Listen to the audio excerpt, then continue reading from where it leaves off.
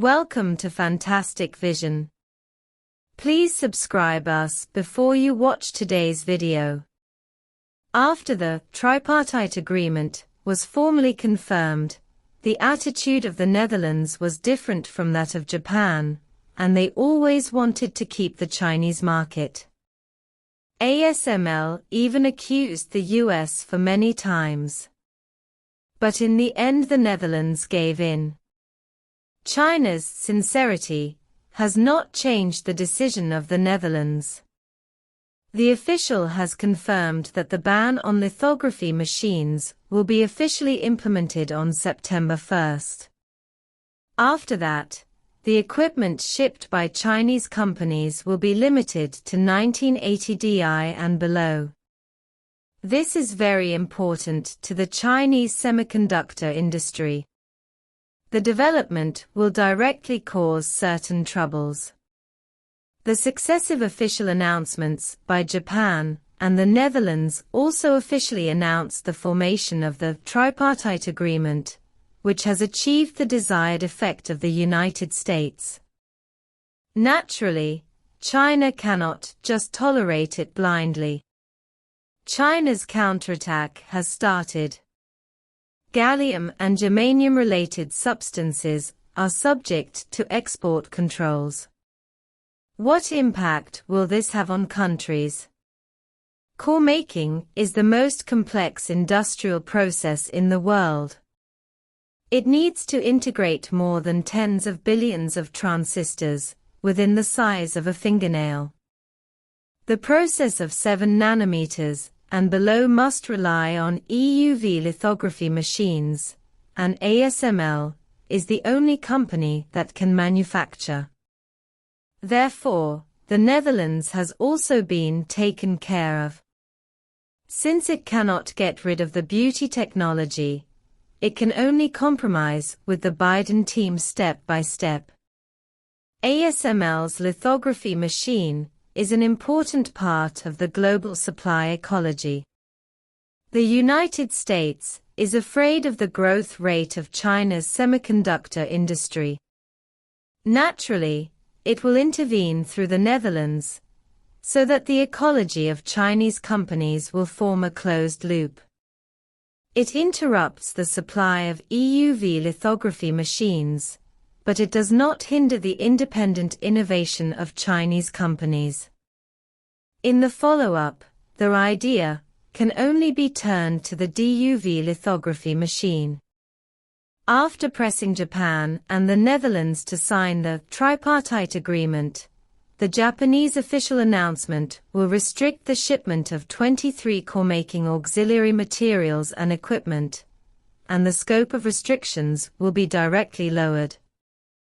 45 nanometers level, and the Netherlands can only ship equipment of 1980 Di and below, and the new regulations will be implemented on September 1st. Obviously, if the supply chain problem cannot be solved, China may not even be able to manufacture 28 nanometers chips in the future. Faced with the rogue behavior of Western countries, China has also officially launched a counterattack. According to the joint announcement of the Commerce and Customs, it will from August 1st, export control will be imposed on items related to gallium and germanium. Gallium, germanium, etc. have long been included in the ranks of strategic minerals. Among them, gallium is a metal element with strong conductivity and low melting point. It is very suitable for use as a semiconductor material.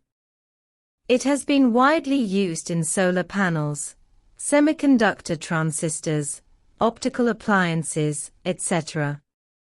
Germanium is classified as a semimetal in nature, has high thermal conductivity and refractive index, and is characterized by a small energy gap. It is the best choice for transistor manufacturing. Obviously, the mineral resources restricted by China this time are all aimed at the core-making level. Yes, and the reason is very straightforward. The new regulations of Japan and the Netherlands have already challenged China's bottom line. Through detailed understanding, it is learned that for scarce mineral resources such as gallium and germanium, they are not only used in the manufacture of chips, but also necessary materials for optical fiber communication, aerospace, biomedicine, and other industries. China is the largest mineral reserve country and exporter. China, after a complete cutoff of supply, will have a direct impact on scientific research in the United States. For this kind of rare earth resources, China has always exported them at low prices. Many high-end equipment products in Europe, America, Japan and South Korea need to rely on China for the acquisition of raw materials. Without this level of supply, in the short term, semiconductor manufacturers, there will be a sharp rise in costs and shortages in the supply chain. China has the largest germanium ore resources and is also one of the world's largest suppliers of gallium ore. At the same time, it also has a complete set of advanced smelting processes. Once China no longer provides raw materials, the United States is doomed to fail in the semiconductor field. After the launch of the chip rules, Chinese companies have already known the importance of independent research and development. After the formulation of the Quadruple Alliance for Chips and the tripartite agreement between the United States, Japan and the Netherlands, domestic capital has completely broken their illusions about Western countries.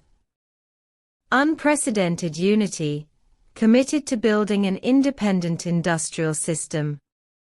The reason why Europe, the United States, Japan, and South Korea can be stuck at any time is because domestic entrepreneurs have previously adhered to the thinking of making is worse than buying, and buying is worse than renting, which has led to a growing gap with Western companies. Whenever there are advanced technological breakthroughs in China, they will sell higher-level technology at a low price. Under the long-term feeding of peach, a habit has formed. This is why the central media has repeatedly called for independent innovation. The core technology cannot be bought or exchanged. Only what you have is the best. Really, what do you think of the counterattack launched by China?